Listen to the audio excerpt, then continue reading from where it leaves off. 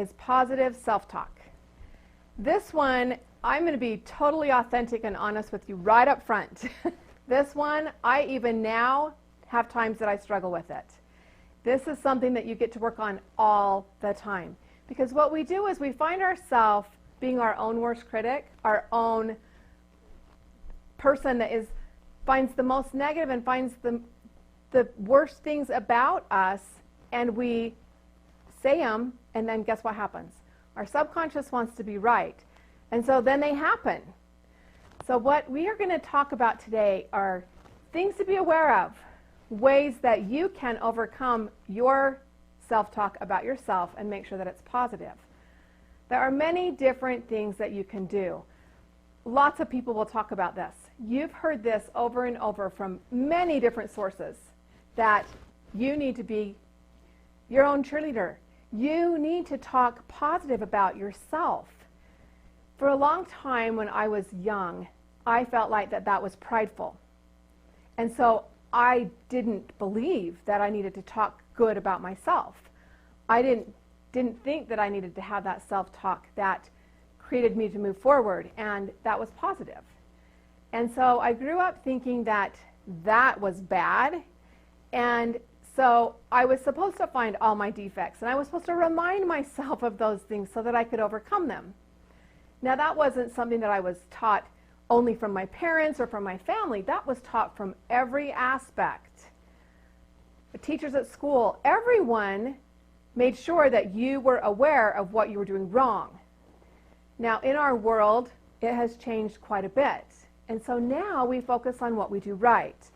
When I had a preschool in my home, actually it wasn't even in my home, I had a commercial preschool, and I had students that would come all the time. One of the biggest things we worked on was how they felt about themselves, saying good things. Now, 4-year-olds, for the most part, will tell you how great they are. Always, right? And it was great to see that that's what they could see in themselves. Well, we need to take a lesson from them. There were a few times that I got to really encourage them to talk better or share more and not be all about themselves, but their self-talk was not damaged to the point at that point in their life that they talked bad about themselves. They believed they could do anything, they could conquer anything, and that they were, no matter what they wanted to be. I'm a fireman today, and I'm the best fireman ever, right? We need to learn from children on this, because we are born with the capability that we are good, we are positive, we are going to do better. Another item from children, you can get mad and upset or correct them. For some, maybe they spank, whatever, but you can have this moment with this child, and 2 minutes later they've totally let it go, they come and hug you, and they're all better, right? So we need to learn from children. It's something that is so important. As we talk today, I want to share with you some examples, but some material that you can go to, and also some ways to think differently. Because positive self-talk is something that you will have to work on always. Because we do find ourselves really latching on to those negatives or those things that aren't working. And we remind ourselves all the time. It wasn't just this past weekend that I was on a phone call, and the phone call came in as this positive thing. During the phone call, I found out some negative news that really struck me differently. And I found myself that evening going, why do I even try? Like, why am I doing this? What's the purpose? And that's not true, because right now I'm impacting hundreds of lives and changing a lot of people's worlds, but yet one phone call came to me and made me think a little negative about myself and my abilities, and look where I went. So we need to be aware of this. We need to be on top of it. We need to be in tune with the good parts, the positive, and reinforce the good things. One of the things I want to share with you today is a book that I have found to be absolutely incredible. It's called The Hidden Messages in Water. And I'm going to try really hard not to say this name wrong, but the author is Masaru Emoto. And he's a Japanese scientist, and he has studied water. And I want to read this off the back of the book to you. And it says, "The Hidden Messages in Water" introduces the revolutionary work of internationally renowned Japanese scientist Masaru Emoto, who has discovered what molecules in water are affected by our thoughts, words, and feelings. Okay, so last week we shared an interview with my husband, and he brought up how, like, even in a plant, you can put a plant in a pot and you can write a word. You can write love and you can write hate. The one plant will grow really well and the other won't. So he used that. That's similar to this. That's even probably taught in some of this, but he used that example. I want to use the same example. You can put a string in water and you can put positive words around the outside of one container and negative words around the other side. We've actually done this where you take toothpicks across the top and put a string down in the water. The crystals that form on the string are completely different. You see completely different crystals when you're done. The ones with positive are beautiful snowflake-like crystals. The ones that are negative are scrambled. You can't really depict a picture. The other one that I want to give an example of is water. And we're going to put the picture up on here for you so you can see this. But in water, if you will play music, and the two pictures we're going to show you is like a Mozart picture where there's a beautiful crystal formed in the water because of the music and what is going on. And then there is also one that we're going to put on here to show you the difference with hard rock music and heavy metal music that also plays. Now, I love all types of music, and so that's really one of those that I'm just like, oh, but I love the music. What is even more important than the music is the words. Now, we all know that Baroque music opens our minds, allows us to learn. I personally right now have a life vision that I have recorded with Baroque music, and it's like a vision board, only it's me speaking what I want to accomplish, and it's a fantastic tool that I use every day. But it's played to Baroque music, and it allows me to move forward and for it to go into my subconscious and for me to believe it. Well, the same thing here with the water. You can see the difference with bad language, bad words in the music, and see what happens to the water. If you have not looked into this, you should. I highly recommend it. It is absolutely phenomenal to see what it will do. I've even seen slides of what different music and different things will do and how all the molecules will move and make different shapes. It's phenomenal to see. You can see it, just look on the internet. You know how to study, but you can see the difference that words, music, and things can play in our life. So words, thoughts, they're powerful. So when you get up in the morning, do you say, oh my gosh, I don't want to get up, I don't want to have this, I can't do this?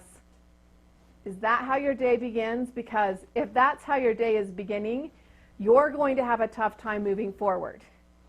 Your whole day is going to be not good. It's going to be bad. If you can get up and you can say a positive phrase like, I'm so excited to be alive, I can't wait for today and the things that I can accomplish, you'll get twice as much done. It happens every single time. I have been doing service. I serve for my church, and I have been doing this now for, 5 or 6 years. Every Thursday, I spend my whole morning serving. Yet, I get more done on Thursdays than any other day of the week. Usually, it's my most productive day. But it's because I start it with positive reinforcement, a good atmosphere, and a lot of serving and doing, which I know is important, and I teach how important that is. So how you begin your day is phenomenal, and you get to decide how you want to do that. But positive thoughts and positive reinforcement are key to that. I have a little Post-it note. I have it stuck on the back of the book, so I'm going to read this to you. This is one of the Post-it notes that I post around. I believe in affirmations. I know affirmations work. There's a lot of literature out there about affirmations, but affirmations can do miraculous things for you if you believe it and you put the energy behind it. If you just kind of say it, no big deal, no follow through, you're going to feel like they don't work. So it's up to you to make it work. This is something that I have sitting in 3 different places in my office that I can see every single day. It goes like this. I believe in myself. I am a strong person. I will reach my goals. Nothing will hold me down. This is my time to shine. I am enough. Now that is not the only affirmation I have, but that is one that I love to have right there in my office. Several times a day I repeat it, read it, and put it into my mind so that I have the positive outcome. One of the ones that I said for a long time in my life was, I am losing weight and feeling great, and I gratefully acknowledge and accept this now. The problem I had with that one is I didn't believe it, because every day when I got on the scales, the weight didn't change. And so then I would say, I never lose weight, and it's not even worth it. Or I lose to a certain point and then I gain. And all I can do is gain weight. Or I could look at that and gain weight. What was happening? Was my affirmation that stuck to the mirror working, or was my my negative talk to myself over compensating? I said for years, all I do is retain water. Okay, I went to the doctor. I had 40% more water than you're supposed to have. Okay, there's a problem there. But what was I telling myself? No matter what I do, I retain water. And there it was, proof. Proof that my subconscious works. Proof that I am creating my life. And that is something that I tell you, I still struggle.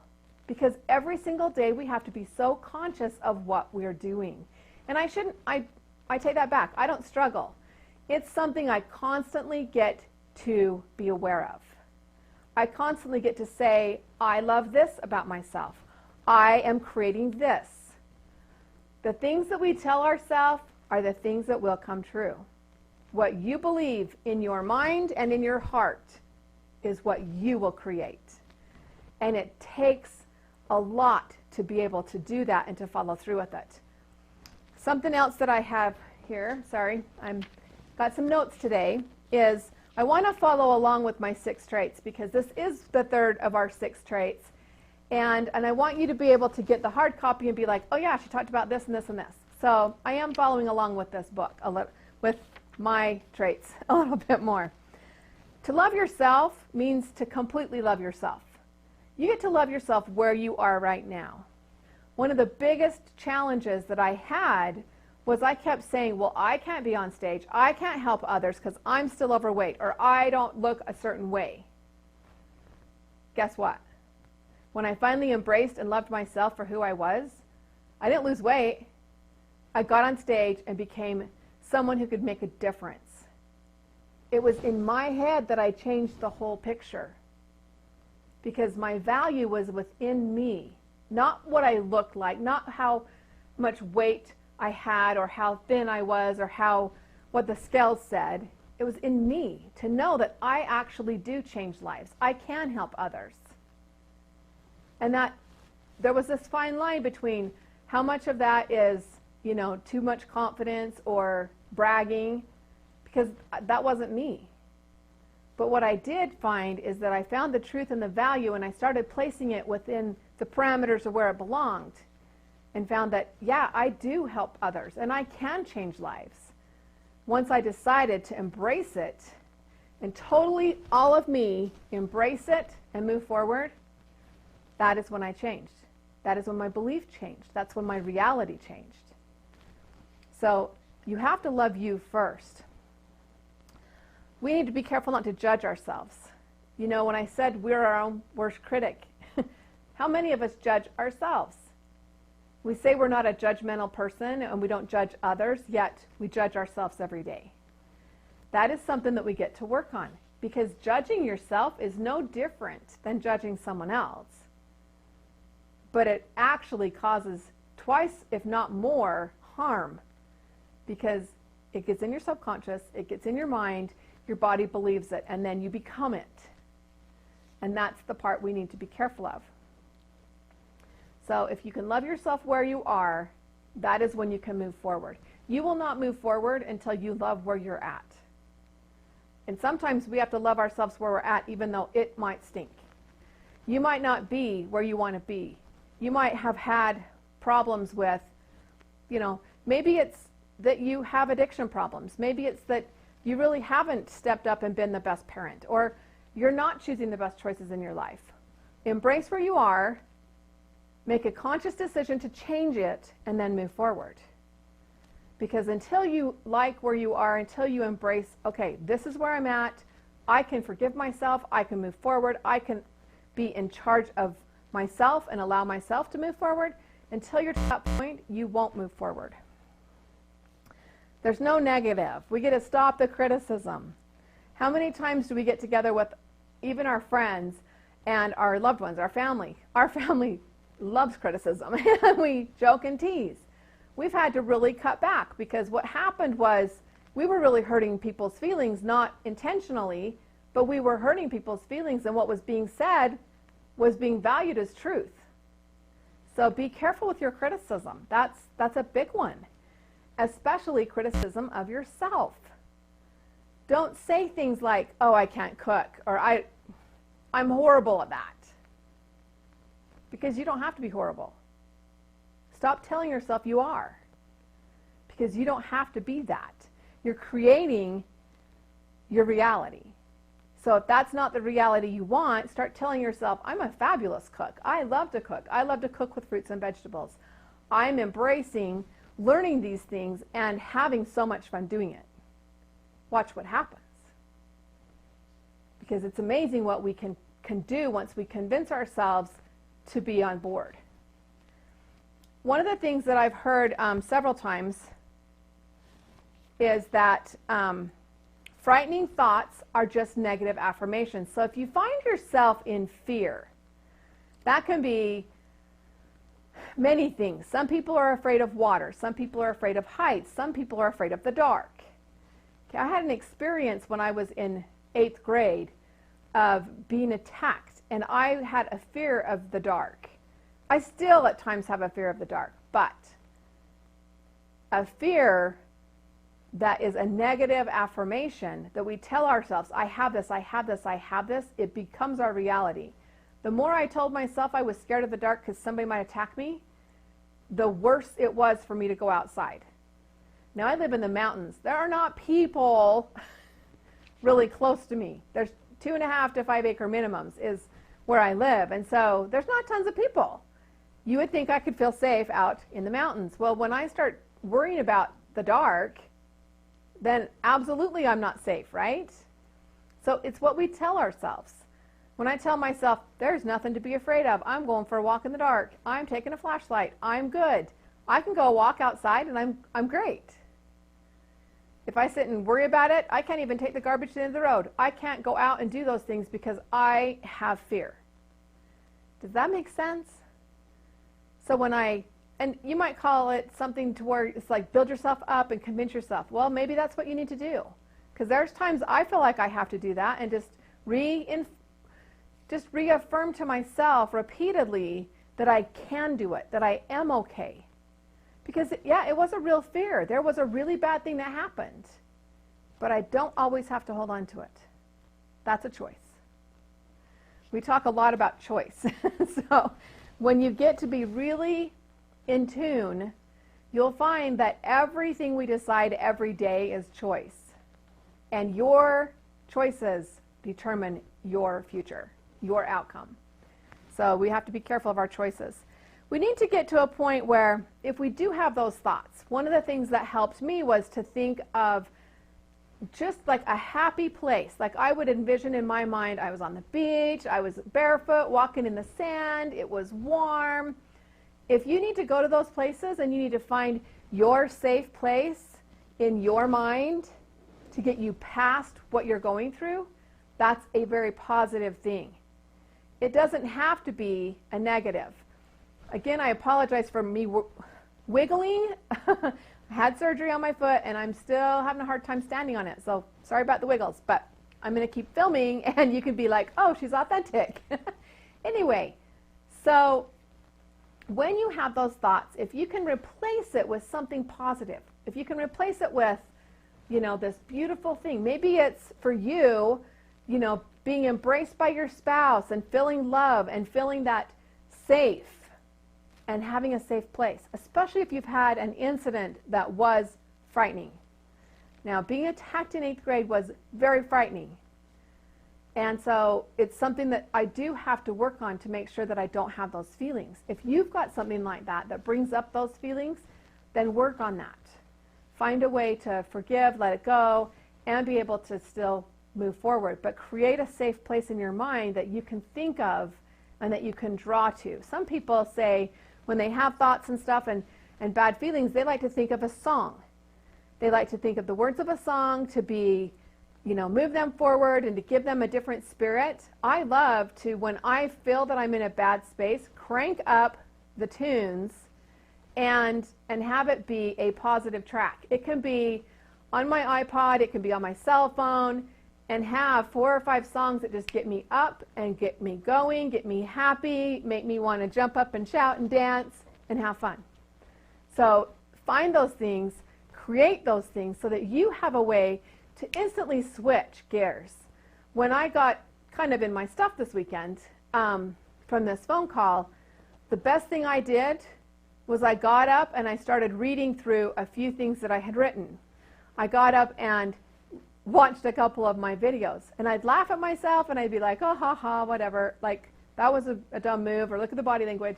But I was able to look at it and be like, hey, it's on YouTube. It's okay. I do have something worth saying, and I'm saying it. And for those who get to listen to it and it can create value in their life, fabulous. I'm putting out information that is free, and I'm changing the lives of others and letting them know what I've experienced and how I have moved myself forward. And it created all this value back into myself. So find a way to find that value. The other thing is you always have to ask yourself good questions.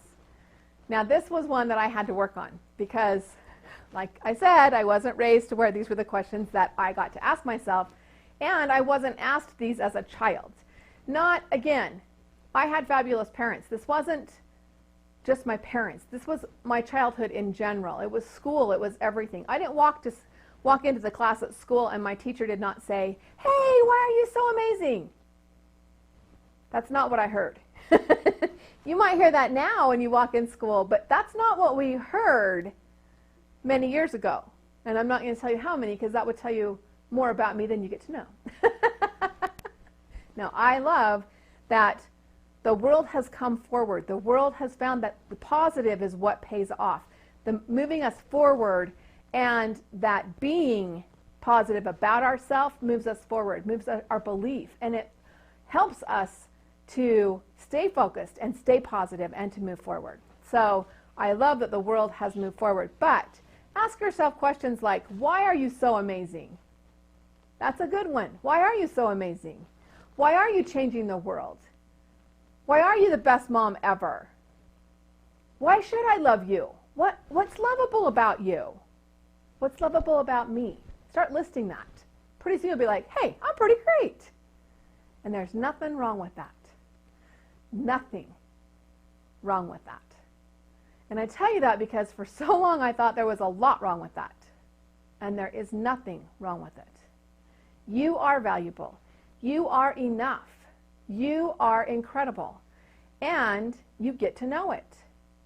And the best way for you to know it is for you to believe it. For you to tell yourself that. And even if you don't believe it, start saying it to yourself. And within a short period of time, you start to believe it. I'm proof of that. I was not going to be on stage. Nobody wanted to listen to me. That's what I said. The minute I stopped saying it, the minute I said, hey, I'm a speaker. I've been through a lot, and I can share with others what I've been through to help them and to bless their lives. And that's when I became a trainer, a mentor, and a speaker, and was able to go out and say, this is how it is, and this is what I'm doing.